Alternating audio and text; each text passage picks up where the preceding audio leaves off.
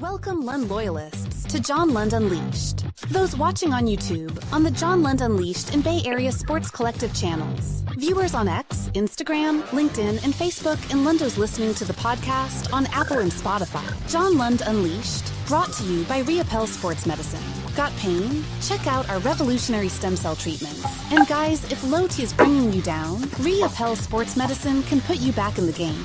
Now all juiced up and ready to go, here's John.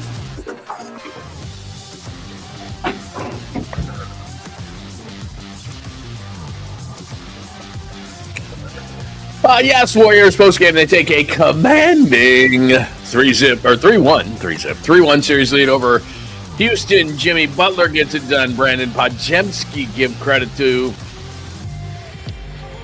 Buddy Hield. Not much Steph Curry down the stretch. It's all right. It happens.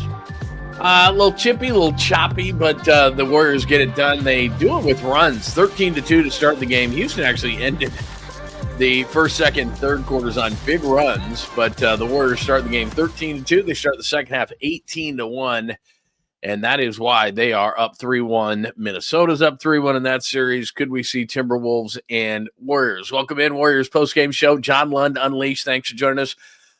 Exclusively on YouTube. We got X in there as well, so I shouldn't say exclusive, I guess, but it is Bay Area Sports Collective on YouTube. Make sure that you're watching us there. I'm sure Tom Tolbert's going to jump in a little bit later. In fact, I'll text Ogden. I should have texted him because I'm sure he's going to do some stuff later on the Tom Tolbert channel. Let me send myself the notes, and I'll be looking at my phone because I posted a bunch of notes on my phone as I was watching the game. But thank you for coming in tonight. Here's the deal. On YouTube, John Lund Unleashed. Please subscribe if you're over watching on X right now at John Lund Radio. We are here Monday through Friday. We start at 8 a.m. Saturdays at 10 a.m. And then we do post games as necessary. And we told you we'd do all the Warriors post game shows. So we're going to break it all down over the next little while. So John Lund Unleashed, make sure you hit us up on YouTube. Also, make sure on YouTube that you have those alerts on, and you never know when we're going to go live or do stuff or send out stuff. So make sure you have your alerts on at John Lund Unleashed on YouTube and on the Bay Area Sports Collective. Welcome in on X tonight at John Lund Radio. Get your thoughts. I'd love to get your thoughts. Again, 109-106. The Warriors win this one. They take a 3-1 series lead. Pods and Buddy Curry just 17 points on 6 of 13. Couldn't really get anything, especially in the fourth quarter. As I said, chippy and choppy in the second quarter. Get into that. Jimmy Butler, that 423, that's not the date. That means he had 4 in the first half, 23 in the second half, including the big 3 free throws on the Dylan Brooks foul. And then he got 2 more late ones to seal this thing. The Rockets dominate inside. Fred VanVleet couldn't miss until the end, where he did miss. Foul, please foul. I thought that was going to go in by VanVleet at the end. He hit 8 threes. I told you about the runs. Sengun and Thompson inside was big. So was Steven Adams. My goodness, man. He's been huge in this series. Houston was +9 on turnover points. So when they did get into this game, Houston, it was because self-inflicted wounds by the Warriors, which is often the case. And as I said, 48-26 in the paint. Those were the numbers. We'll hit up the box. We'll talk more about it. Want to get your thoughts. MVP, what do you think of this thing? What do you think maybe the Timberwolves would be jumping the gun on that one? Of course we would, but that's what we do around here.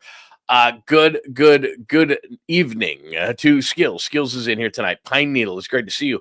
Hi, Joy. Good to see you twice in one day. Chris, good to see you.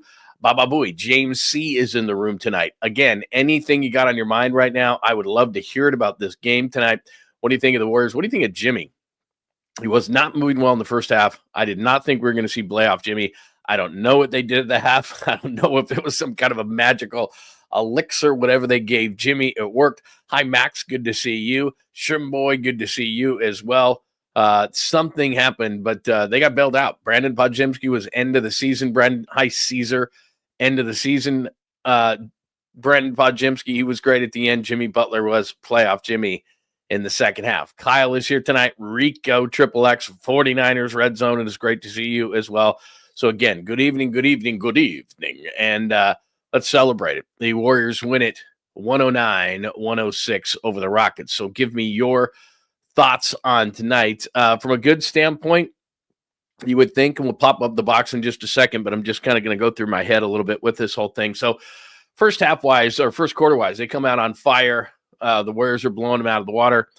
The Rockets get hot. So it was really a game of three-pointers in the first quarter. Warriors were hot from three early. Rockets, again, Fred VanVleet, who hadn't done much. He had 1 3 coming in this game. He hits 8 tonight. Sometimes you scratch your head and go, okay, he's the hottest guy. Don't double 𝐮𝐬𝐽. Please don't double 𝐮𝐬𝐽. Please don't never mind. VanVleet just hit another 3. Weird thing about this game from a Houston standpoint, in the last 5 minutes of this game, and when the game was on the line, no Jalen Green, and he's their leading scorer. That shows you they've lost complete confidence in him. Thompson was getting inside. 𝐮𝐬𝐽 was getting anything he wanted. They were singling him and just saying, okay, Draymond. It was funny. Draymond was parading around after the final miss by 𝐮𝐬𝐽. Then Jimmy got the free throws and sealed the whole thing. In watching again, Draymond didn't really do anything. He just kind of stood there, didn't jump, didn't get his hand up. 𝐮𝐬𝐽 just missed a shot, and he's lucky for that. So, look, Draymond Green should be first-team all-defense. There is a kryptonite in a few of them in the NBA. 𝐮𝐬𝐽 is just one, like Jokic and some guys who have a lot of size. It's just difficult for Draymond Green. This has not been his series. It has been tough on him. We'll get into the second quarter in just a second, but he has struggled, and 𝐮𝐬𝐽 pretty much got whatever he wanted, but he didn't get that last shot to go, and then Draymond kind of paraded around like he did something, which he really didn't, but that's okay. They got the win, and that was big. As far as the second quarter, so the Warriors cruise out to that 13-2 lead. Houston comes back, and then they get some back and forth. And to be honest, I don't know why it takes 5 minutes. It drives you crazy, and it gives teams a rest, and it stops rhythm. And I think it does help the road team because it calms the crowd down a little bit. So I hate how long they take. It was quite simple. Dillon Brooks foul, hip checks STEPH to the floor. STEPH then, I love STEPH, and everybody loves STEPH, but he points at him and says, that's 2. That's a technical foul. Technical foul on Dillon Brooks. I understand that. I don't know where the technical foul was on Draymond Green, and that almost reared its ugly head in the second half. And I think if they call the game, if Draymond doesn't get that first technical foul, they called the second one a flagrant foul. They probably could have called a technical foul on Draymond Green. They didn't. I think they were smart. I think that it was playoff basketball. You're not going to kick the guy out if it's a regular season game. Draymond's probably gone. If he doesn't get that first technical foul, it's probably the second one's probably a technical foul. So I think the NBA, and I don't know how they discussed it, but I think the NBA did the right thing in allowing Draymond to continue to play. On the second foul, I certainly was holding my breath. I don't know about you, but so the second quarter fracas that Dillon Brooks got going, I don't think Draymond Green deserved a technical foul there. I don't know exactly what he did. Somebody would have to give me a better explanation, and I'm sure that somebody's going to ask Steve Kerr about it. In fact, if I do see some stuff here, let me make sure, because usually I wait a little bit longer in the postgame just so I can get some stuff from Steve Kerr, but I'm not going to do that. I didn't want to do that tonight. I wanted to get on the air and start talking about this whole thing and celebrating with you because they are on the verge here. So let me just pull up as we're talking here and see what Steve Kerr said, because I just, the officiating was inconsistent at best tonight, and I'm not complaining and say it was in one team's favor. I'm just saying that in terms of the Draymond Green situation, it would have been a real shame if he had been kicked out of the game, and it wouldn't have surprised me had he been, because the second one, I'm just sitting there going, they're going to kick him out, aren't they? And it doesn't look like they did. So, or obviously they didn't, but I mean, I was just kind of like, oh no, he's going to boot it out of this game, isn't he? So I want to hear what the explanation was to Steve Kerr. Sorry, that was my beer cup in the background there. I'm just trying to see what was going on here. Steve Kerr and Jimmy Butler. Kerr says if it were the regular season, he'd probably miss another week or two, but it's the playoffs and he's Jimmy Butler. Yeah, he wasn't moving well. I mean, there's just no question about it. He was not moving well, Jimmy Butler, in this game. But it's just, that's why I didn't think he was going to miss the game that he missed, but he did. And then the second half was just unbelievable. He had 4 points in the first half, and he just didn't look like he could move. So I'll get some Steve Kerr if Steve Kerr pops back out here. Again, want to get your thoughts on the 109-106 win. But they keep Draymond Green in the game. If Green's out of the game, I think this is a totally different situation. In the first half, and Houston led 57-50 at the half, and I'll get into the second half in just a second. But in the first half, I think that the speech Steve Kerr gave the Warriors was something along the lines of, you're the veteran team. You're supposed to have composure. You're supposed to rise above all this kind of stuff. I think what happened in the first half was they got into it a little bit. And if you're the better team, and the Warriors are the better team in this series, you're up 3-1. I mean, the Rockets have certain things that they do really well. If you look at the box score, by the way, which we'll get into in a minute, the Warriors actually were better on second chance points. We're better offensive rebounding. From a physical standpoint, 𝐮𝐿 on the offensive end, Steven Adams just in general. I don't know if he's a free agent at the end of the year. I wouldn't mind Steven Adams at all. He plays big, man. He had 4 blocks tonight. He just adds a physical element. He's not the stretch guy that they need, obviously, but he's a tough guy. And the Warriors need a tough guy on this team. And Steven Adams doesn't play a lot of minutes, but he's a playoff type of guy. He'd be a guy that during the 82-game season, he'd probably play, 15 minutes. Something like that, 17 minutes. Not a huge role, but in the playoffs, you can just see he's a great offensive rebounder. He's the best offensive rebounder in the league per minute, and he's just really tough, and he's tough to deal with. Steve Kerr did a really smart thing, though, down the stretch. He started to play whatever. It used to be hack-a-shack, and it'd be so nice to say it, hack-a-shack, hack-a-shack, hack-a-shack. It doesn't really flow, the Steven Adams. But they got him out of the game. They got him off of the offensive rebounds. And Smith is just not the same kind of player, impactful player that Steven Adams is, and you get them off their game a little bit. So that was a smart move by Steve Kerr. So everybody complaining, and another smart move by Steve Kerr or the coaching staff, whoever you want to give credit. This just wasn't Moses Moody's and hasn't been Moses Moody's series. It doesn't mean that I don't like him. Doesn't mean that it's not great when he starts. The record is great when he starts, but the Warriors right away wanted to see what Buddy Hield had because he had 17 last game, and Buddy was great again this game. Hit just a lot of big shots. Podziemski just hit a lot of big shots. Jimmy Butler scores 23 in the second half. If you'd have told me that Steph, who had 3 in the fourth quarter, would just kind of be a non-factor for a lot of the game, this was not a Steph game. I kept waiting for that play. Reggie Miller said at the end of the TNT broadcast, this is where Steph takes over. Nope. This is where Steph takes over. Nope. This is where Steph takes over. Nope. Not criticizing Steph. You just can't have it every single game, and we sit there as great as he is at the age of 37, and we just expect it. When's it coming? When's it coming? When's it coming? When's it coming? When's it coming? Nope, not tonight.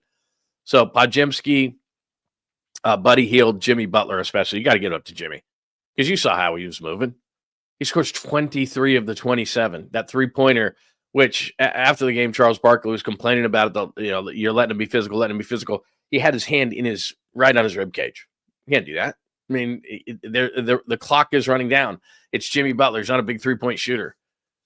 I'd just back off. Just give him his space. Let him see if he can beat it. I mean, that's just a dumb move by a veteran in Dillon Brooks. You can't foul him there.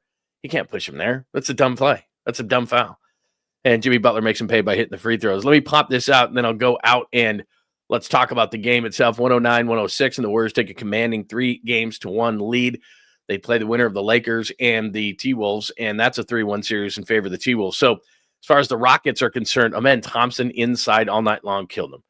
𝐮𝐿, they just didn't have an answer. Didn't matter. Didn't have an answer. He scores 31. Fred VanVleet had 1 3-point make coming into this game tonight. He gets 8 and early. If I had one criticism of Steve Kerr, and players play coaches coach, but you got to make an adjustment on VanVleet when he's that hot. Guys were leaving to double. Podziemski did it once. Buddy Hield did it once. They went to double down low on 𝐮𝐿. I get it, man. He's killing you. But Draymond Green is a defensive player of the year candidate. I know there's this tendency from a human nature standpoint to want to get after the ball and to want to try to dig it out down low down there. You got to let Draymond go one-on-one. Even Quentin Post, that's the way your defense was supposed to work, is we're just going to let that guy go one-on-one. And if he scores 30, he scores 30. But we can't let VanVleet get going. And we can't let Jalen Green get going. Well, Green, I don't know what he's doing in the series outside of game 2. He's their great barometer. He puts up 8 shots. 8 shots. So he has no confidence. And he didn't play in the final 5 minutes of the game, Jalen Green. When they needed offense, when they had an offensive possession to try to win the game, they didn't have him on the floor. So something's wrong there. But once you see VanVleet is as warm as he was, and he was early, to leave him on a couple of occasions where I was like, no, you can't leave that guy. So that was part of that whole thing. As far as the Warriors were concerned, without Buddy Hield, they don't win. They give him a start tonight, 6 of 15, 3 of 9, 15 points. You wouldn't look at that and say that was great, but it was. It was when he hit the shots. Jimmy Butler, like I said, 4 points in the first half. And I wrote in my halftime notes, well, Jimmy's just not going to be Jimmy. Or I wrote no playoff Jimmy is all I wrote. I'm looking at it right now. No playoff Jimmy. And he scores 27 in the second half. Or 23 in the second half. He was absolutely great down the stretch. Draymond Green is struggling this series. There's no doubt. And then Podziemski. Basically, Podziemski and Curry reversed their roles tonight. Podziemski just hitting everything. 9 of 18, 6 of 11, as you can see right there. 26 points. Had a couple of tip-backs on rebounds as well. He played phenomenal basketball. Gary Payton, the offensive numbers never do him credit. Quentin Post had 12 of his 13 points in the second half, and nobody else showed up really off the bench all night long. So that's exactly it. Jonathan Kuminga, I'm done talking about him. Doesn't make any sense unless there's an injury. He's just not going to play in this series. And as you can see out by quarter, Warriors got off 12-3. Rockets outscore them 31-22. It's 57-50 at the half, but then the Warriors go on an 18-1 run to take control a little bit. Rockets then end on a big run like they had done. Rockets ended the first, second, and third quarters all on big runs. They end on a run to make it close. And then as we talked about, just fourth quarter, Jimmy Butler getting it done, Podziemski getting it done, Hield getting it done, and it all adds up to the Warriors with a 109-106 win. So give me your thoughts. Who did you like tonight? What do you think of the Warriors? If you want to jump ahead, we can jump ahead. We can do whatever we want. There are no rules around here. Are we drinking beers tonight? Are we just because it's a Monday taking it easy? You tell me. All right, because I brought a couple in just because. But Pod's absolutely great tonight. All right, let's get going on some of the thoughts tonight. Let's see. I had one. Let's see. Somebody said something. Pod's kicked ass tonight for sure. The threes and the one off the glass. That is a great call on the bank shot on the left side. That was a great bank shot. That was absolutely great. Shrimp Boy says that block on Van Fleet from behind was crucial. Absolutely, 100%. He was just red hot, man. I don't know if you were screaming. They're down 3. I know you don't want to give him a 4-point play, but you can't. Van Fleet threw that ball up the way that he had been hitting all night on that final shot, and it hit the net. I looked at it, and I thought, that didn't go in, right? It took me a second because I was like, the dude was just crushing it all night. You cannot let him even get that 3 off. But, yeah, like you said, Buddy drained a couple of big ones tonight. Like, the numbers like, 15 points. Nah, he was good. He was absolutely great tonight. So very, very nice. Let's see what else we got. East Bay Caesar says that's the key to the chip. Steph can't win it by himself. Pods healed. All these young guys have to show up. Steph and Dre, these young knights need to do the same. 100%. I said at the beginning of the playoffs, and I might believe it now, Pods is the key to the whole thing. Yeah, Curry had 17 tonight, but generally speaking, you know how I speak. Who's in the bank and who's kind of iffy. Steph's in the bank. I don't care if he scored 17 tonight on 6 of 13. That's not Steph's normal game. He's going to be fine. Draymond, I believe, will be better as the playoffs go on, just depending on certain teams. Like if they play Minnesota, Gobert, the thing about Gobert is you got to keep him off the rim, but he's nowhere near as talented, obviously, offensively, as what Sengun is. So the challenge for him, he's going to actually be able to play a lot of help defense and move and everything.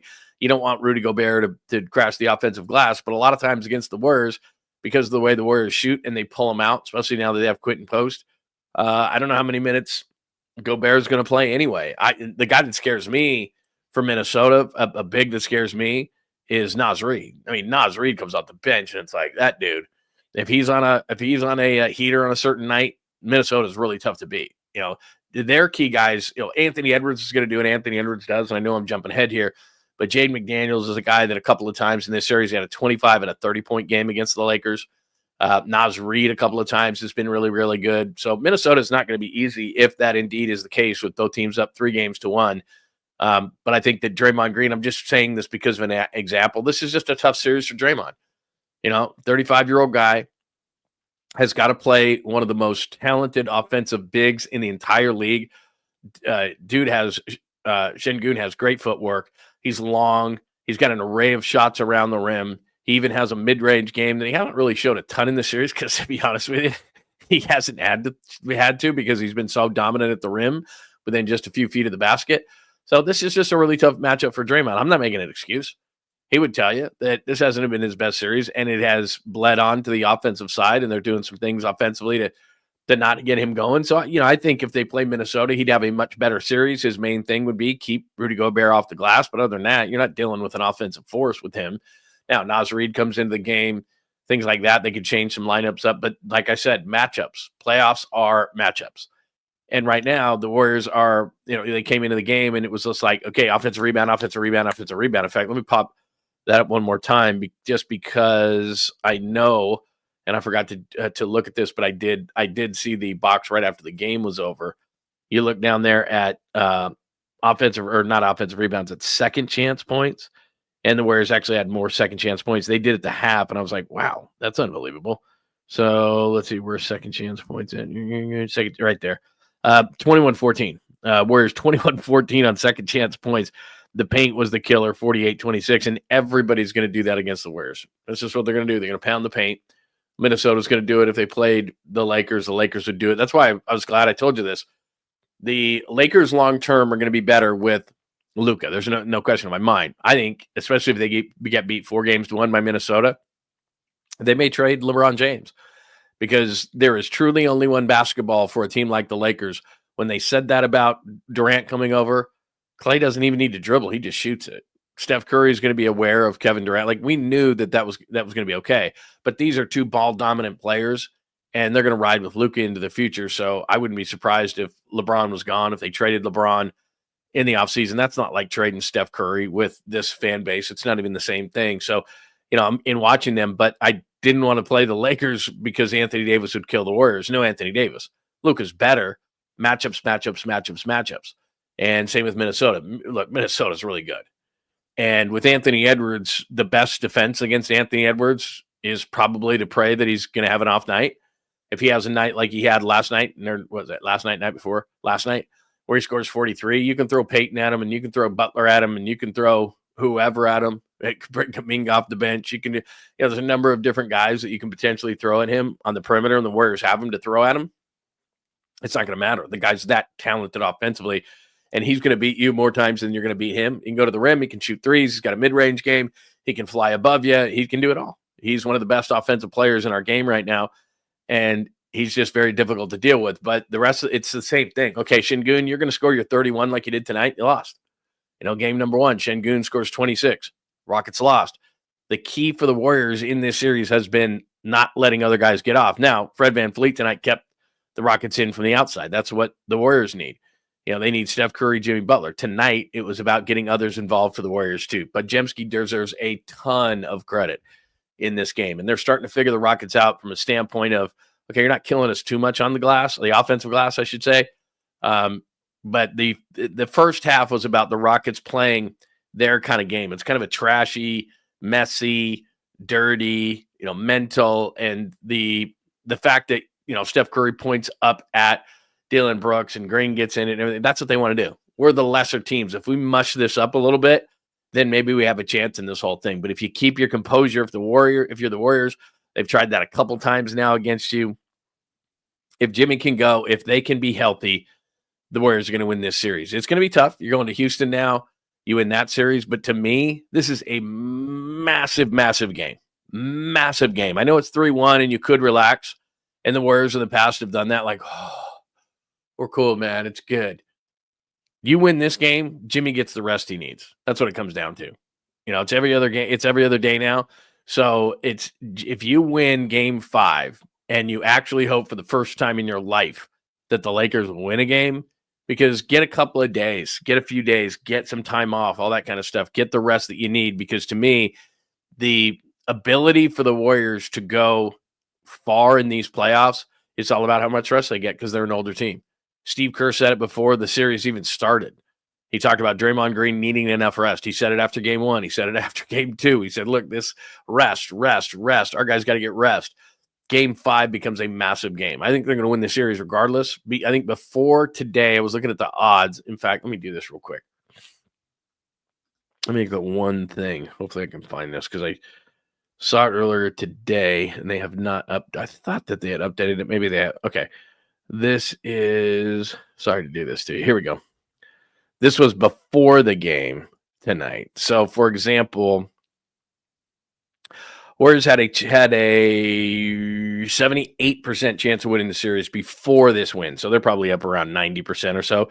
The Timberwolves right now have an 83.9, so an 84% chance to win that series.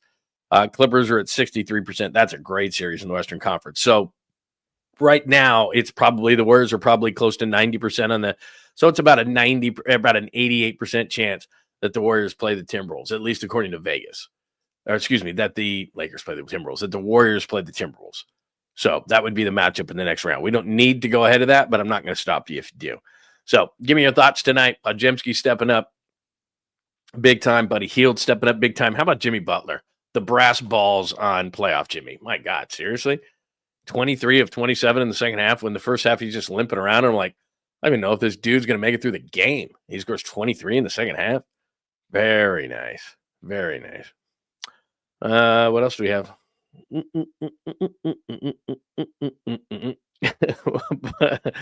Let's see. Where is I saw something about the, there you go. Skills is with it, man.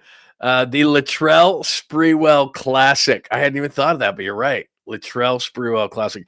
Did Spree say to the Timberwolves or the Knicks that I think it was like a 4-32? This is a long time ago, obviously, but it was a 4-32, and he goes, "It's not enough money to feed my family."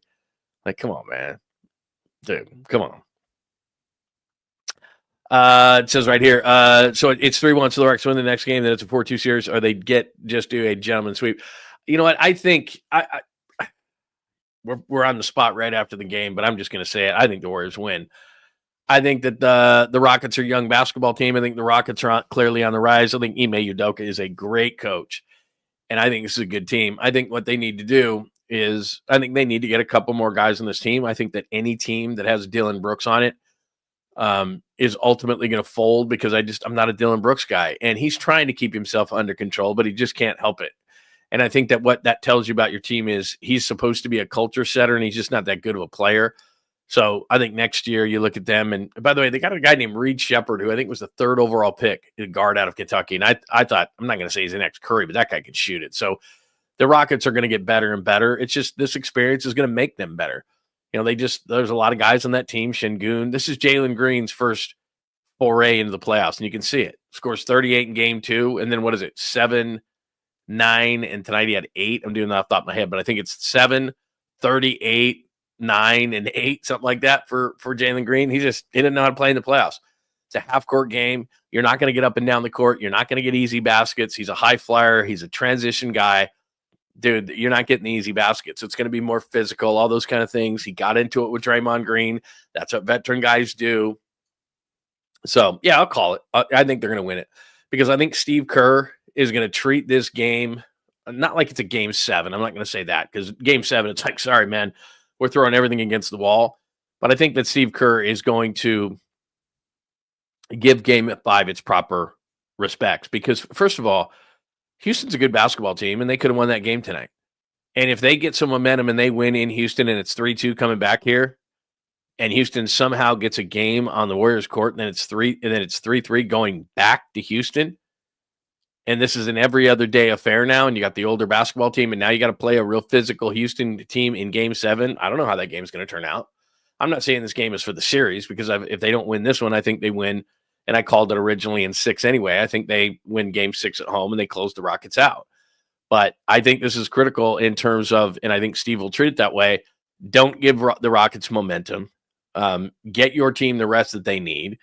If they do play Minnesota, which, like I said, is about an 88% chance with both teams, Minnesota and Golden State, being up 3-1, they need rest.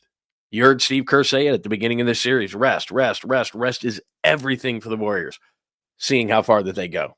And they know it. What else do we got? I don't tell me about the Giants game. I got to go back and watch it. I did not watch the Giants game tonight, so I got to go back and watch it. So don't tell me. Hi, Fred. It's great to see you. Lakers lose Sunday. Dibs win Monday. All is right in the world. I would agree with you 100%. And LeBron cried a lot. So there you go. There's Moses. What a great name Moses is, by the way. What an amazingly great name Moses is. Warriors.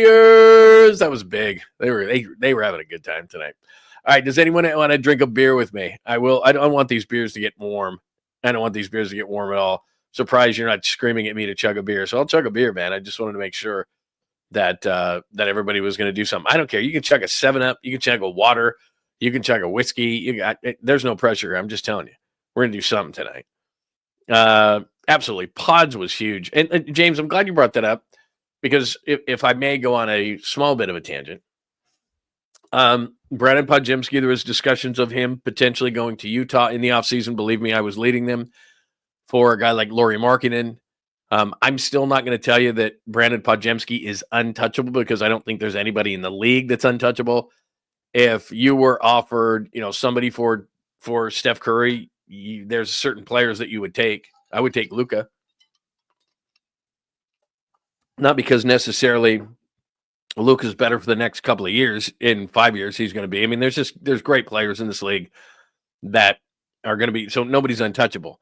Pods is not an untouchable player. He's a really, really, really, really nice player, but he's not untouchable. So in the offseason, when we had so much discussion about Brandon Podziemski and would you include him in trades, and then the thing came out that, he was untouchable, and then he had the beginning of the season that he had, and he wasn't very good, remember? He wasn't very good, and it was like, why didn't they trade this guy? And then he got healthy, and at the end of the year, he was kicking ass. And I said at the end of the year, I said, if this guy plays like this, and this was when he's hitting like 6 and 8 threes a night, he's scoring 25, and I don't expect that every single night from him. He was sick. What was that, in game 2? He was sick. I don't hold that against him. He didn't score any points, but you could just tell he just wasn't moving. He was really sick, pulled himself out of the game. But the guy that you've got right now, and if he's a consistent, and I think he can be, he took a nice charge tonight. He's a scrappy defender. He's never going to be a great defender because he doesn't have that size, but he can anticipate things very well, steals, charges. You can be a good defensive player, just efforts that much on the other end of the floor. And if he's a guy that scores, 16, 17 points, he's going to grab you for his size. He's an above-average rebounder. He'll grab you 5-6 boards a night. He'll dish 4 or 5 assists. He'll hit you some key threes. Like I said, he'll hustle. He'll get some charges. He's just a really nice complimentary player. Really nice complimentary player. And then when it does something like he does tonight, it's just like, wow. I mean, that's just so if he can be that consistent player, I'm not putting everything on him. But, Steph is going to have an occasional bad game. Just like you tonight, I was like, okay, he struggled. He's going to hit that big three that's going to break the back of the Rockets. Guess what? He didn't. Jimmy Butler did. Jimmy Butler hits the 3 free throws. Jimmy Butler hits a couple down the stretch. Jimmy Butler's hurting. I told you he was going to play the same way. That's just how Jimmy plays. He's going to play the same way. He's going to get knocked around. He's going to get hurt. Fell on his back one time, and I thought, believe me, he's going to be hurting. He's getting stuff right now as we speak. That was a physical game tonight, and he played great. So give me your thoughts on all of it. Pods, though, great point on Pods. Really good point on Pods. What else do we got?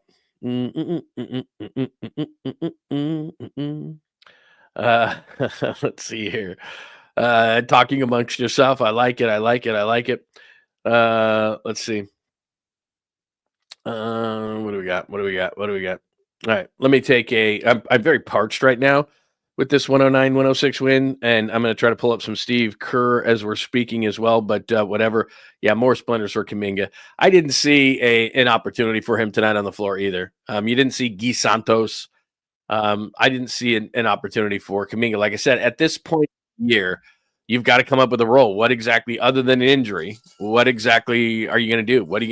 Can you defend? Can you rebound? Like what they need in this series, they need a grinder. Is Kuminga a grinder? Not really. They've got their scorers, but Podziemski stepped up, Buddy stepped up. They made a change in the starting lineup. If Kuminga had looked good in either of the 2 games that he played, that he got some decent run after the Jimmy injury, then Jimmy injured in the last game in game 3, then he would be playing. But you need scrappiness in the playoffs. You need to scrap, you need to grind, you need to claw, you need to scratch. So that means you rebound, you play defense. What Podziemski did tonight. I know Podziemski hit shots, but you see him on the other end take a charge. You see him, he did a couple of times ill-advised coming off of Fred VanVleet. There's 2 times off the top of my head that I can remember. Those are just mental errors that he's got to fix in his head. Like, okay, I'm going to go dig the ball out because Sengun is killing us. But that's the defensive game plan. We're going to go one-on-one with him, and nobody else is going to pick things up. Fred VanVleet hit some early shots. Jalen Green, again, didn't get into any offensive flow for the Rockets. That's kind of the goal. Is one guy going to be able to beat us? Probably not. Steph Curry has beaten teams before single-handedly. Anthony Edwards in the next round could. We've seen that. But generally speaking, what happens for a team is you get a guy who's confident. And this was always you got nervous when other teams scored, like say the Bulls, for example, when Jordan didn't score early, it was no big deal. But when he started getting others involved and you could see the confidence scoring on those guys, then you knew you were in for a long night because you couldn't stop Jordan. And that's generally speaking, you look at the Warriors, for example, other guys stepped up for Steph. Usually, and certainly before Jimmy Butler, they can't have Steph have an off game like that. There's no way. And now Jimmy Butler's there and Podziemski, and they've got other guys who can do these things. So huge win. It was a huge team win tonight. They didn't have to put too much on Steph's back. I'm amazed by Jimmy. If I had to go player of the game tonight, that'd be tough. Because Jimmy in the second half, knowing he didn't feel well to score 23, Podziemski, all the things he did, especially knowing that Steph had the off night that he had tonight, I'd probably give it to Jimmy. But Pods would be like right there. If we were playing hockey and we had the 3 stars, the 1 star would probably be Jimmy. Pods would be the second guy, and then you take like 𝐮𝐬𝐽 from the losing team. Is probably, or maybe Van Fleet. Van Fleet was really good tonight. I thought that last one was going in. Like, he's got 8 of these already. Foul. No foul. Like, come on, bro. Don't let him shoot that. Absolutely. Jimmy clutch free throws. When he went to the free throw line, and I think it was Reds or Harlan. I think actually it was Harlan. He said that he hadn't missed on the free throw line. I'm like, bro, why'd you do that? But he didn't. He had it.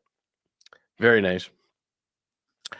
What did you think of the Warriors airballing 3 straight threes? Yeah. Who threw the 3 up? It was Jimmy was one of them. Steph was one of them. Was it Pods on the third one? Or was it Buddy? I think it was Pods. I think you're right.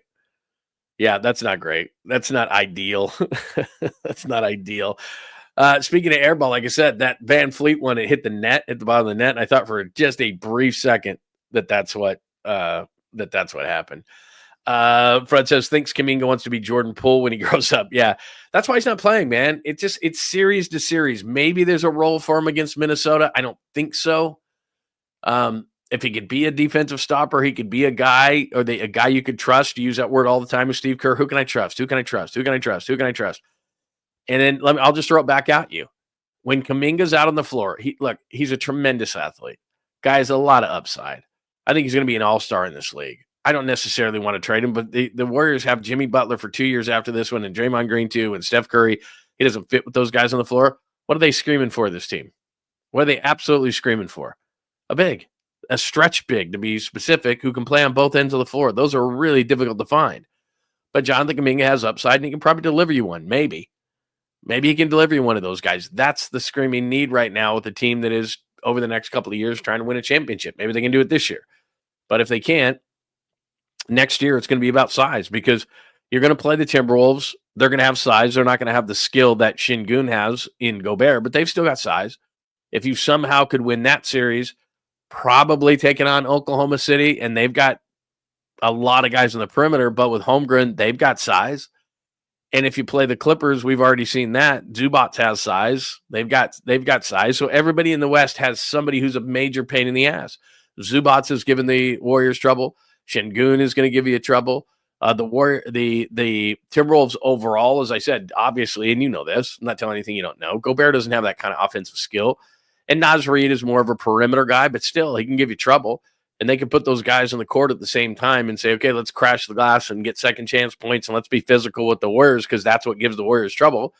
And that's why I said that I felt really good when the Lakers traded Anthony Davis, because I said Luka's better long-term, but Anthony Davis, from a matchup standpoint, major pain in the ass for the Warriors. And if they had played the Lakers in the next round, and they still may, but it's highly unlikely, that I like the Lakers with, as far as the Warriors' chances, with Luka, even though I think they're going to be better with Luka long-term, if that makes any sense.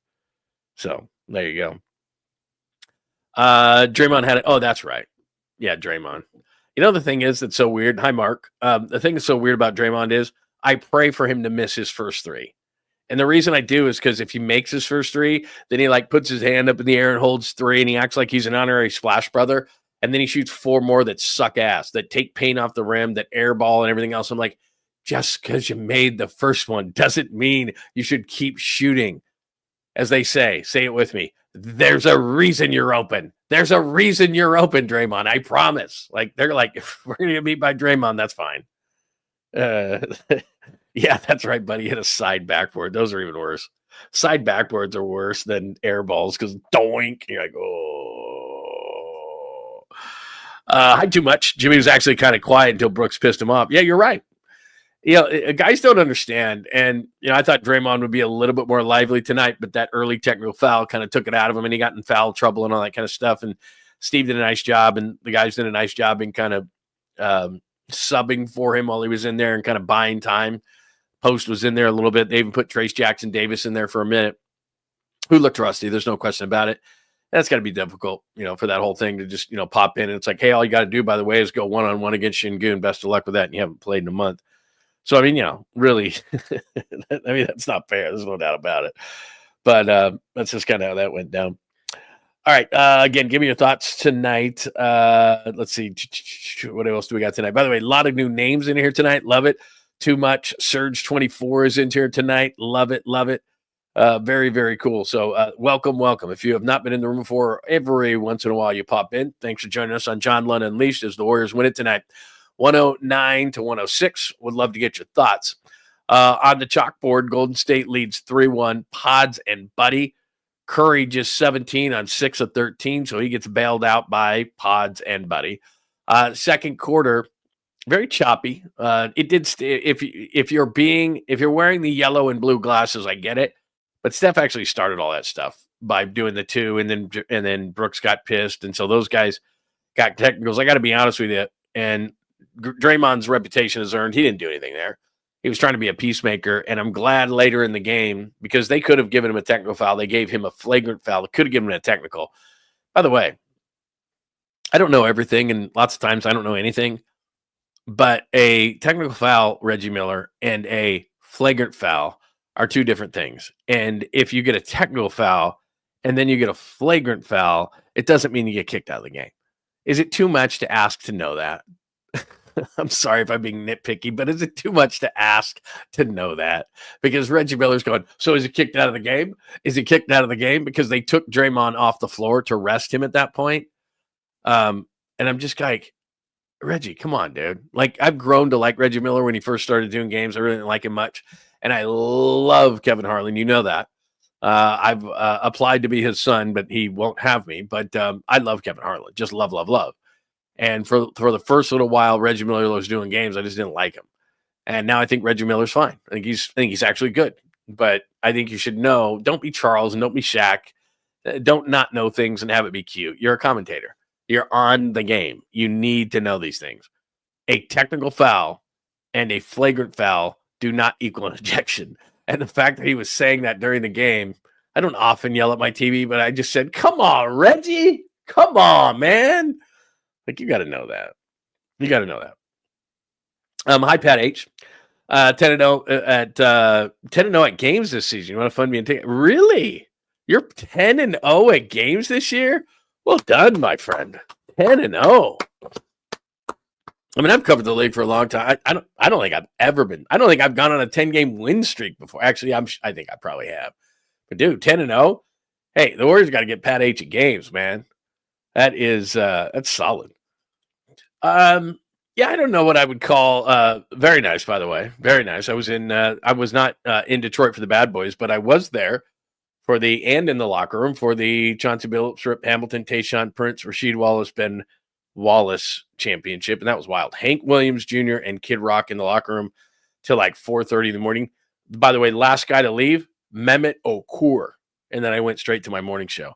Mehmet Okur was partying probably harder than anybody else in that one. Oh, by the way, your question, Kuminga as a space cadet, I don't know if I'd call him that. He just doesn't have a role in this series. Can you be tough? No. Can you rebound? No. Can you be a defensive stopper? No. Then can you shoot it with any kind of consistency? Not really. And they gave him a couple of chances. It's just kind of with Buddy. I mean, look, they just said, you know what, Moody it's not Moody's series. It might be just a little bit too big for Moody right now. So they bring in a veteran and Buddy Hield, who I'm not a huge fan of. He's out of the rotation the last couple of years that he's been in the playoffs, and I think Jimmy Butler's kind of helped him. Jimmy kind of giving him grief and all that kind of stuff has kept him a little bit looser, and he generally has one job. If you hit some open threes, you're not a rebounder, you're not a defender, you're not a ball handler, you're not really any of those things. But I said this, a couple of weeks ago, he's kind of a Mo Spates type back in the day. If you're hot, dude, we'll roll with you a little bit. If you're not, then we'll keep going down the bench. But Buddy Hield was good tonight. Good Buddy Hield. He was really good. In fact, that's 2 nights in a row. So they're going to keep starting Buddy Hield. There's no question about it. Nothing against Moses Moody. Moses Moody played his intelligent basketball when he's on the floor. Doesn't make many mistakes. But I think the moment has just kind of been too big. And then the other thing is Moody's just not a very big, long athlete. He's good. Don't get me wrong. I'm sitting here saying who's athletic and who's not as I sit in my studio and get ready to drink beers. So I'm definitely throwing from a glass house. But I'm just saying there's a lot of length and athleticism in this series, which is why I thought at some point maybe Kuminga, but they gave him his opportunity. And he didn't really do anything with it. Buddy Hield's hit some shots. This is the second game in a row he's played really well. Steve Kerr's going to stay with it. There's no question. And like I told you, series are about matchups. Buddy Hield just kind of fits this one. He's going to get open shots. Podziemski is going to get open shots. That's what they do. They want to focus on Jimmy Butler and absolutely Steph Curry. I should have reversed that order. Steph Curry, then Jimmy Butler.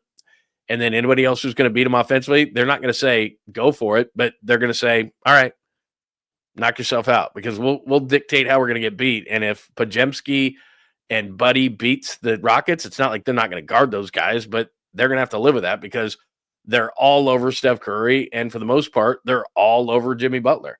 And Jimmy just did a nice job of getting to the line late because in the first half, I looked at the first half numbers. He had 4 points and he was 2 of 2 from the line. I'm like, I circled the box score on that. I'm like, this will not get it done. I was going to have that in my postgame notes. Like, Jimmy's not right. I wrote that in my notes in the first half. I'm like, Jimmy's not right. That's just, Jimmy's not right. Not going to happen.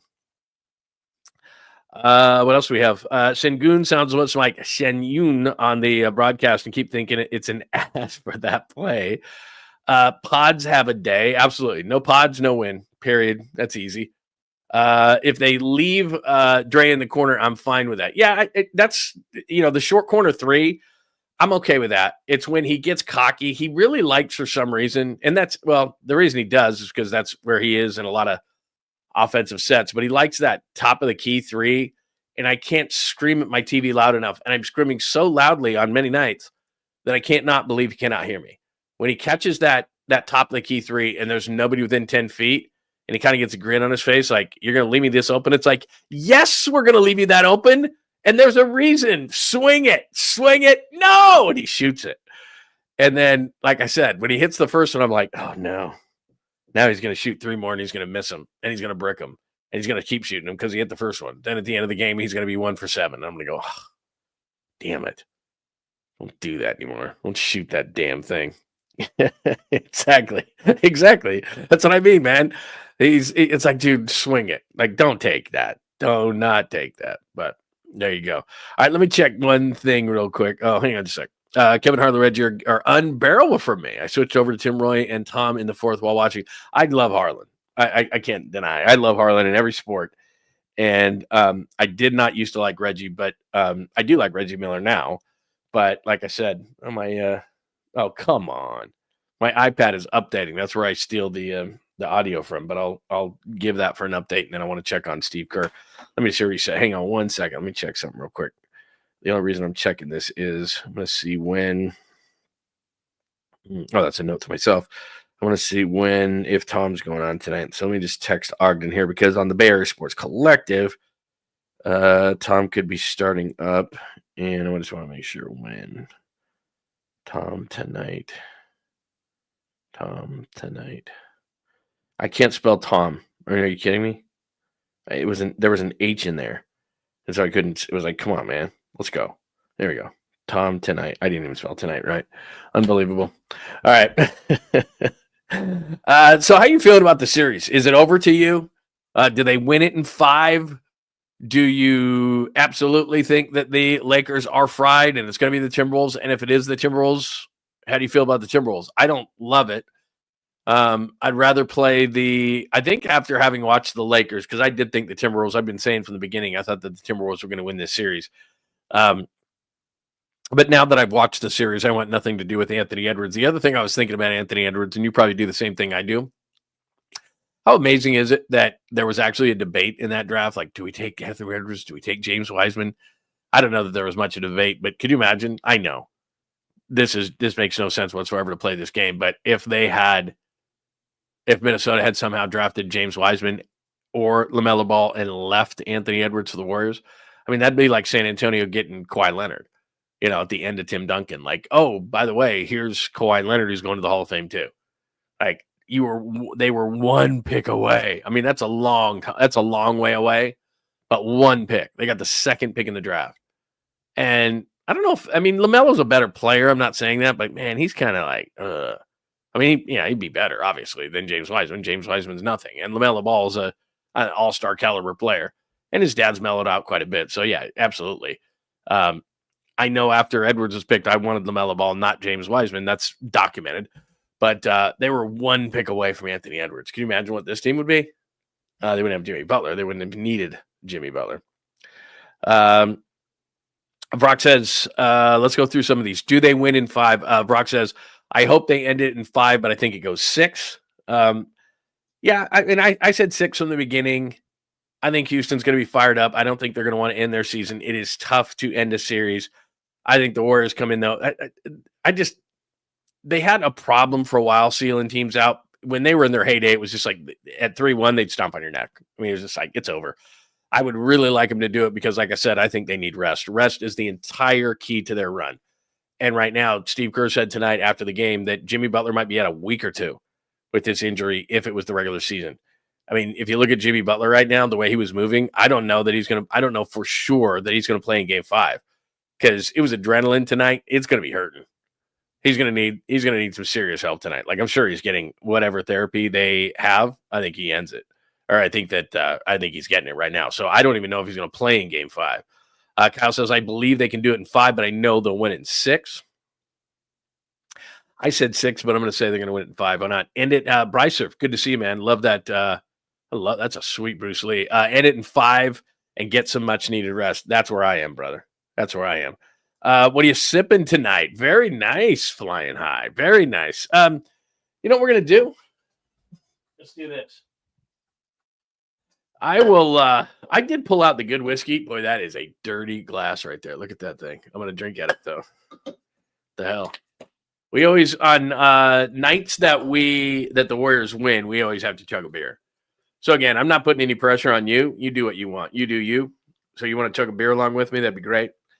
You don't like to drink beers. You don't like to drink. You're not a booze person. Totally cool. Drink some water. Toast with whatever you got in the house. That's totally fine with me. I'm going to let that go down a little bit because that was a terrible pour by me. Once that goes down, we'll shoot one back and we'll have something to toast to. Again, I'm saying, do they end it tonight? I like the whiskey glass, by the way. I'm really getting tempted. I got a couple of good ones behind me. I think I'm going to wait on the whiskey until they win this thing because, like I said, I've brought this down before, and I just broke it out for one game. I think I broke it out. Did I break it out on the – I think I did. For them to get into the playoffs, I think I broke out the good whiskey. I got it up there, and I'll bust it out when they win this series. BSD55 says, feeling confident. Me too. You know, I just think, and not that it's going to take a quarter against the Rockets because they're going to come out flying. Their whole key is Jalen Green. I have no idea what's going on with that dude. I don't watch enough Rockets basketball during the season. I watched Jalen Green this year 10 or 12 times. Probably I've watched maybe 10 Rockets games this year besides the playoffs, before the playoffs. And every time I saw him, and he was a solid player. You know, he was not the 38-point guy that we saw in game number 2, but a lot of that was the pressure was off. You know, the Rockets were blowing the Warriors out. I'm not discrediting the guy, but the playoffs are getting to Jalen Green. There's no question about it. And then tonight, to have Ime Udoka bench him in the final 5 minutes and on the final possession when they needed a hoop, your leading scorer is not in the game. Their leading scorer is not Şengün. It's Jalen Green. He averages over 21 a game. Not playing. Like, that's a major problem in this series for them. Major problem. Oh, there's no doubt. Yeah, that's all they're going to talk about tomorrow. The great thing about Draymond Green is he's not to the Dennis Rodman level of annoying people. But if he's getting in your head and he's annoying you, and he has not had a good series, there's no question about it. He's not had a good series. Şengün is a terrible matchup for him. And because he's had to give up so much energy on that side of the floor, he just hasn't been very effective offensively. And then in game 2, when they lost that game and he was kind of a little bit off and he was letting Dylan Brooks get to him, my whole thing with him is just stay cool, man. Just stay cool. You know, the worst thing that can happen, and really to me, the only way that the Rockets could get back into this series, if Draymond does something stupid and he gets suspended for a game, let's just say for this game, like he does something stupid, go back a few years, we all know about it, does something stupid, gets suspended for the next game, which is game 6, and then game 7, who the hell knows? That's what happened in the Cleveland series. You know, gets suspended, Cleveland gets back in it, they go back home, they win a game, and then game 7 is who the hell knows? That's what game 7s are. That's why, and Steve Kerr knows this, they're not going to screw around. You know, Steve Kerr, people say, oh, he's got room. You don't want Houston to get a win. Then Houston gets a win. They squeak one out here, and now it's a game 7. So you got to keep the boot to the neck, man, and especially when you're as old as this team is. Did Jimmy say this tonight? I'll die for these guys. I got my joy back. Yeah, man, he's going to be doing therapy till like 3 a.m, man. Seriously, he's going to be doing therapy late night or early morning, however you want to put it. All right, let's do this, man. 109-106, 3-1 is the series. The Warriors dominant. I tell you. Hi, Dom. Good to see you, man. See, that's what I'm saying. Like I said, do you. You want to do a bong rip? Whatever it is you want to do. You want to have some booze? Great. You want to be sober? Cool. Tomorrow's Tuesday, after all. Some people got to work. So whatever it is you want to do, you do you. That's all I'm saying. All right, let's do it. Let's cheers to not only a 3-1 series lead, but also to Pod stepping up, Buddy stepping up. Jimmy, are you kidding me? That was ridiculous, Jimmy, tonight. Just ridiculous. Let's rip to all that. Series lead and possibly getting this thing done in a couple of nights, and then we'll hit some whiskey shots. I'll bust out the good stuff for a win in a couple of nights against Houston to move on and probably take on the Minnesota Timberwolves. The Lakers look dead in the water. Here's to you, and here's to you. Thanks for tuning into the show. Appreciate it.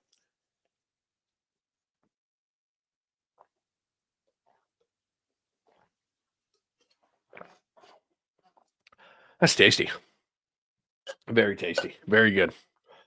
Cheers to the Warriors and a 3-1 series lead.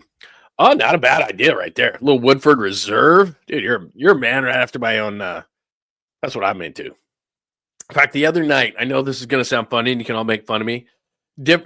What's hot right now as far as old fashions. Everyone does all these different old fashions. I had like a Kona coffee version of an old fashioned a couple of weeks ago. All these different, like I'll try anything that's on the menu that's an old fashioned. I know it's going to sound crazy, but you got to stay with me. There's a place where did I have this thing? Wasn't in the city. I can't even remember. They made, I even hesitate to say it because you're going to give me grief. It was a banana bread old fashioned, and it had, I don't know what they did. They used like a banana bitters, or I don't know what it was. It was so freaking good. I had like 3 of those things, and I was like, wow. I mean, it was good. And it's, an old fashioned. It's just kind of they all kind of taste the same a little bit, but there's just a hint of it. So like I said, I had a Kona coffee version of it, a little hint of coffee to it.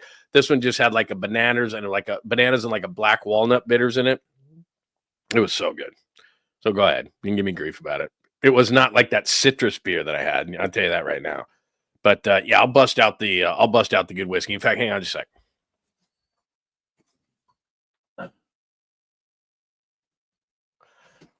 A couple that I would, this is the one I bought this a couple of weeks ago. It's called Penelope. Penelope toasted Penelope. That's a nice one. And I busted one of those out the other night. So I'll bust that out for the Warriors. And then I don't know if you go up to Hanson's ever. And Sonoma, I've busted that out a couple of times. Let me get a better shot of that. There you go. The double barrel 100 true proof. That's nice whiskey. So we'll bust those out. We'll bust those things out when they win this whole thing. So again, tell me what you are feeling about Game 5. Do they get this thing done in 5? Brock 408 says Dre needs to see his therapist. No doubt.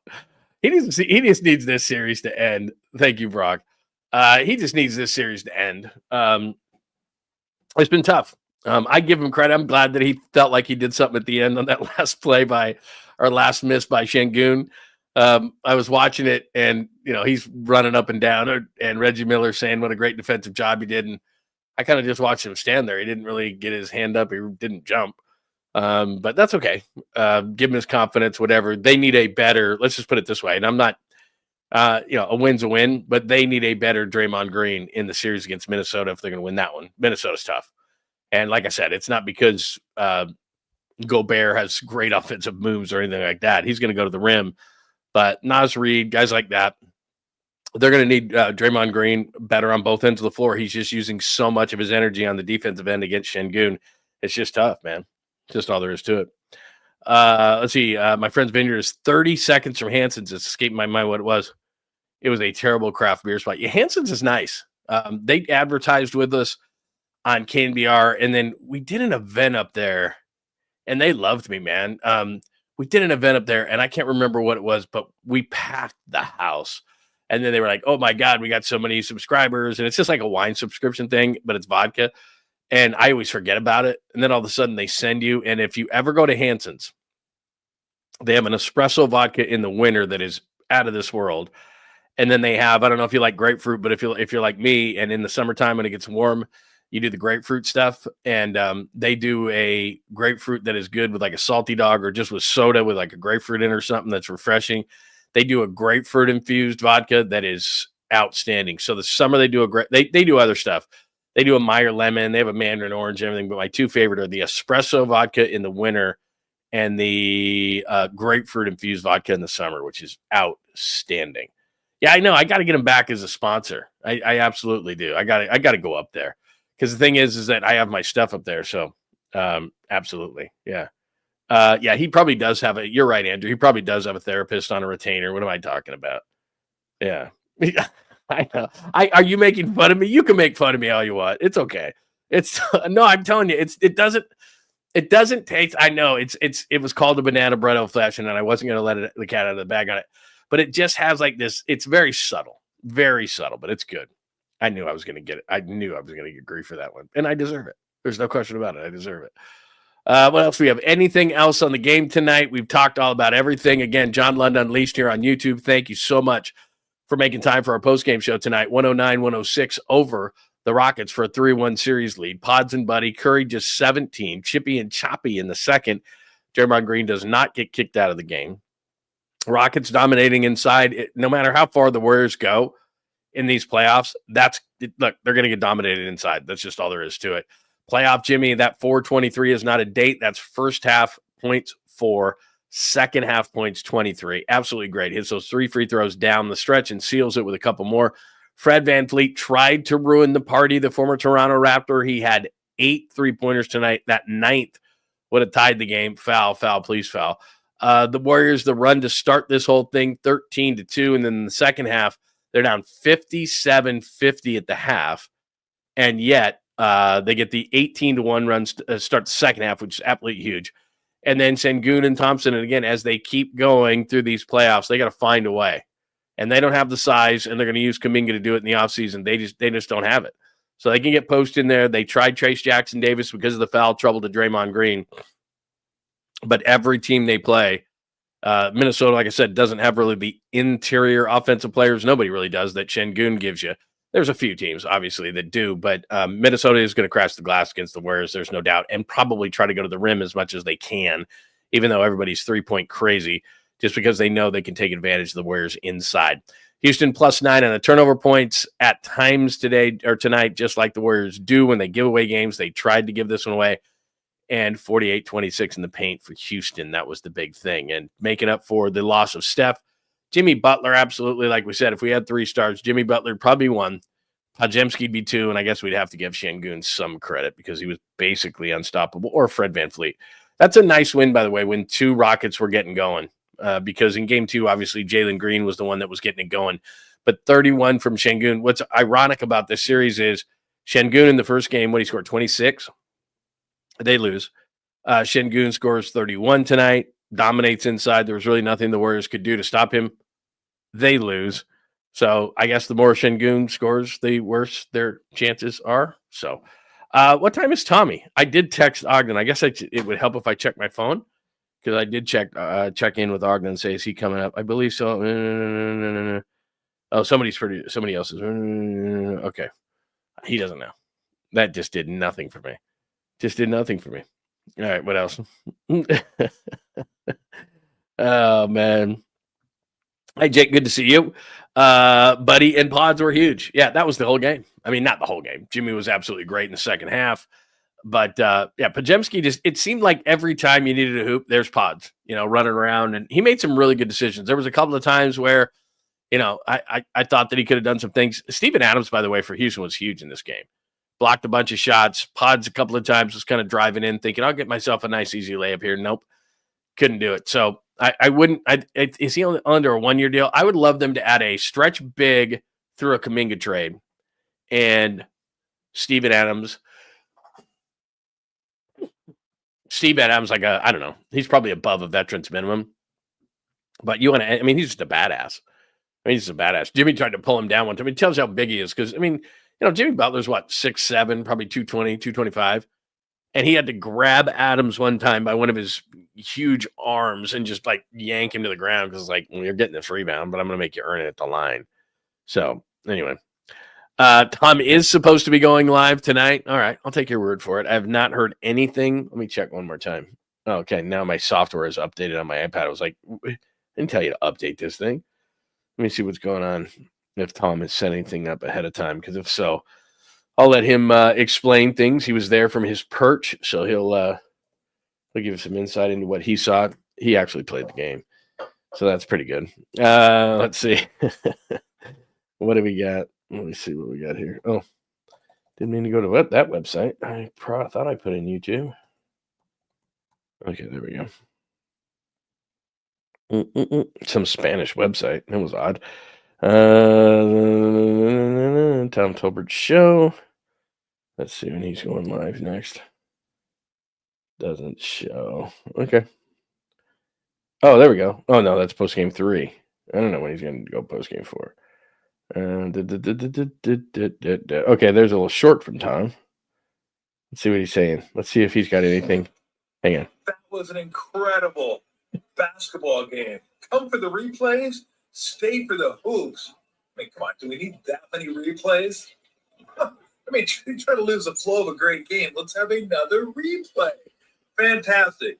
But what a game. Back and forth. Warriors going to spit up the lead in the second quarter, turn the ball over, come Good point, out with Tom. an 18-1 run in the third quarter, take the lead. Yep. And then here come the Rockets because Fred VanVleet wouldn't quit. 𝐮𝐬𝐿 wouldn't quit. He had a fantastic game. And then the Warriors with buckets. And then Dillon Brooks with a bad foul on Butler in the corner for the three-point. He gets 3 free throws. We're good. We're going back. We're going forward. We're going back. We're going forward. We're going back. We're going forward. And then at the end, Warriors up 1. And they had their best, 𝐮𝐬𝐿, on the Warriors' best, Draymond Green. A matchup I'll take any day of the week. And who won that matchup? Draymond Green. Of course, Draymond Green won that matchup. He didn't really do So anything. Warriors win, go up 3-1. We're on to Houston. See you in a little bit. We'll discuss it even further. Okay. There you go. Holy shit. That was an Okay, so there it is. Get on with it, Lund. What are we doing? I was just trying to find out because there's nothing on Tom's page that says that what he's doing. So I just wanted to listen to Tom. You heard what he said. 11:15. Do people know this more than I do? I'm on the very channel. I'm on Bay Area Sports Collective. So he's doing it at 11:15. I don't even know what time it is. It's 11:23. Tolbert watch party at Lundo's. Yeah, I was just trying to find out. I have no idea. All right. So a few more minutes. Let's see. What else do we got? Surprise Houston played the two bigs. Great call by you. Surprise Houston played the two bigs together. It's because Steven Adams was playing so great on especially on the defensive end. I mean, he's doing great with the rebounds, but it was like he's blocking shots. He's keeping it from the middle. Guys were doing well on the perimeter. They're like, let's just keep him on. And then Steve Kerr did a smart thing, which is like, hey, we're going to start fouling the guy. And he's not going to hit free throws. So you're going to have to take him out of the game and bring in Jabari Smith, which is exactly what happened. Lund, I don't normally like banana bread, but when I do, it's clear liquid. Exactly. I do not like walnuts, but yet there's a black walnuts bitters in it, and it was very, very good.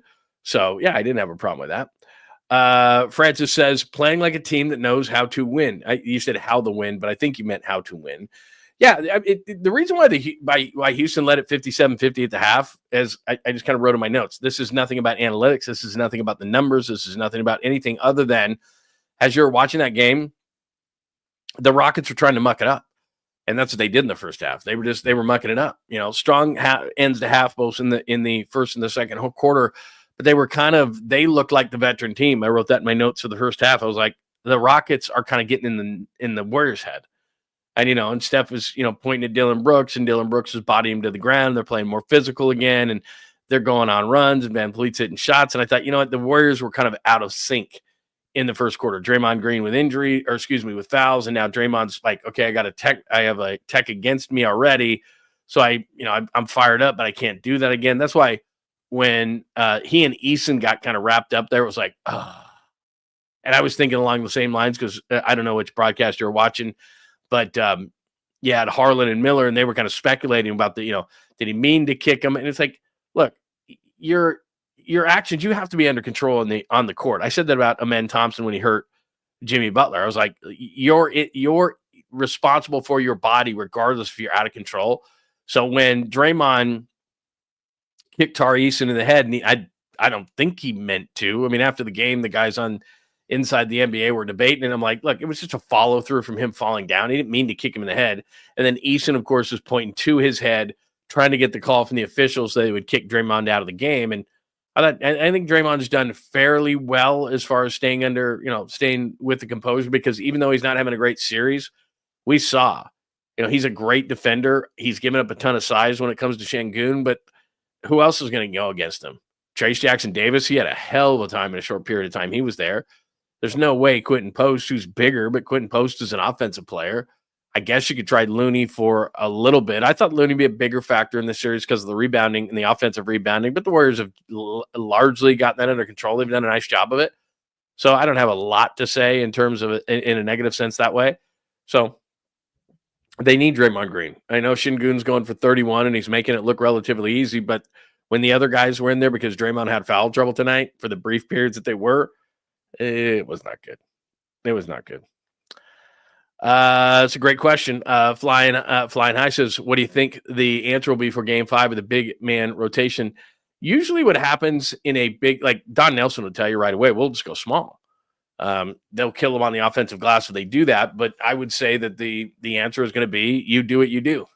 Steve Kerr is a big believer in that. You do what you do. They didn't switch to Buddy Hield because of anything Houston was doing to the starting lineup. It was about Buddy Hield and the way that he was playing, and the moment kind of looks a little too big right now. So they put Buddy Hield in the starting lineup, and he was good again. Maybe Buddy Hield isn't going to be good in the next game, and they'll yank him out pretty quickly. I mean, Steve's not having a ton of patience with his non-key players in the rotation. If Buddy Hield has it going, then Moses Moody's going to have a short night. If he doesn't have it going, Buddy Hield doesn't give you much other than shooting. He's, like I said, he's not a ball handler. He's not a defender. He's not a lot of those things. So Buddy Hield is the modern version of a Mo Spades. Okay, he's hot. We're going to ride with him as long as we possibly can. If not, Moody can still be trusted. It doesn't open up minutes for Kuminga or anything like that. And Steve will say this all the time, use this term, trust. Who do you trust? So as you're watching these games, think about it. These are massive games. Any play could change this series and make it so that the Warriors move on or the Rockets get back in it. So who do you trust? And right now, clearly, there's certain guys you trust. And if there's injuries, things change, but that's the only way they change. But think about this. I mean, Jimmy Butler went from, I don't know exactly the minutes, but it was around 40 minutes tonight for Jimmy Butler. He went from a guy who you're thinking to yourself, can he even play, to 40-plus minutes, right? Oh, 39-59. I stand corrected. It was 1 second short of 40, but you could see there, who do you trust? Well, you're trusting Jimmy.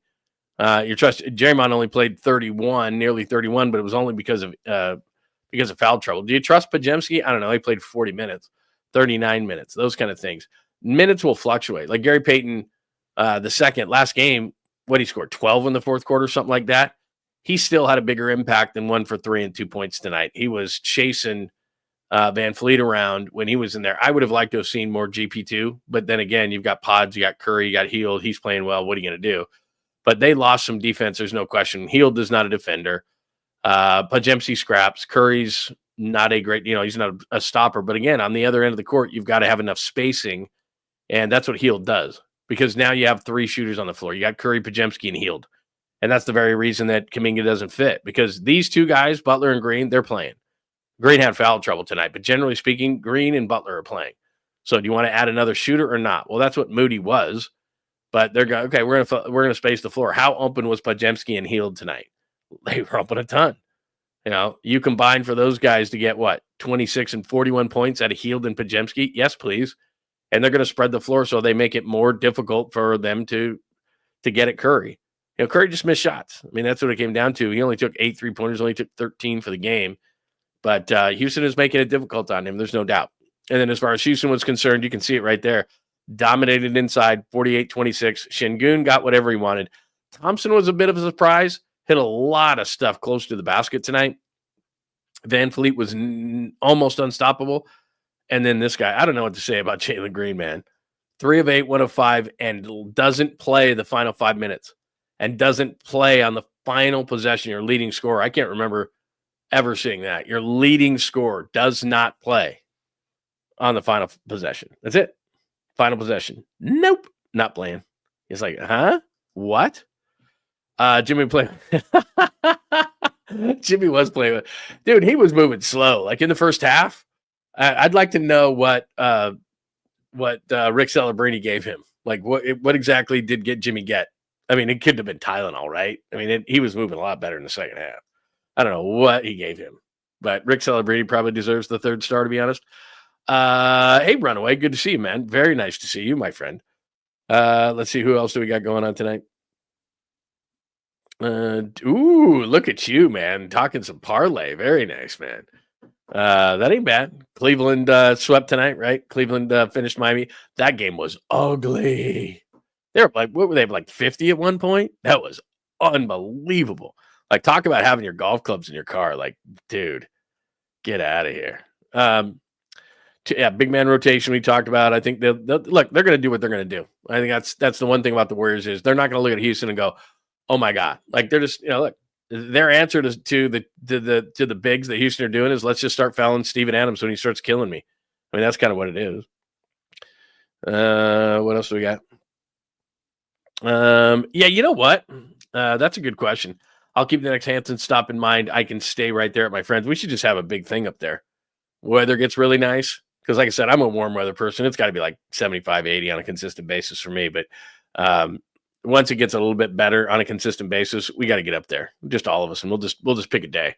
We'll go up there and drink some vodka. We'll do that.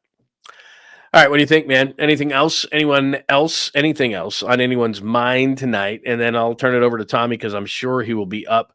They won by 55. Yeah, they won by Neville Nichols tonight. I saw that earlier. I was just like, my God, Miami. What? I didn't even see what Wiggs did tonight, but it's like, dude, like I get it. Cleveland's really good, especially defensively. It's like, that is going to be difficult.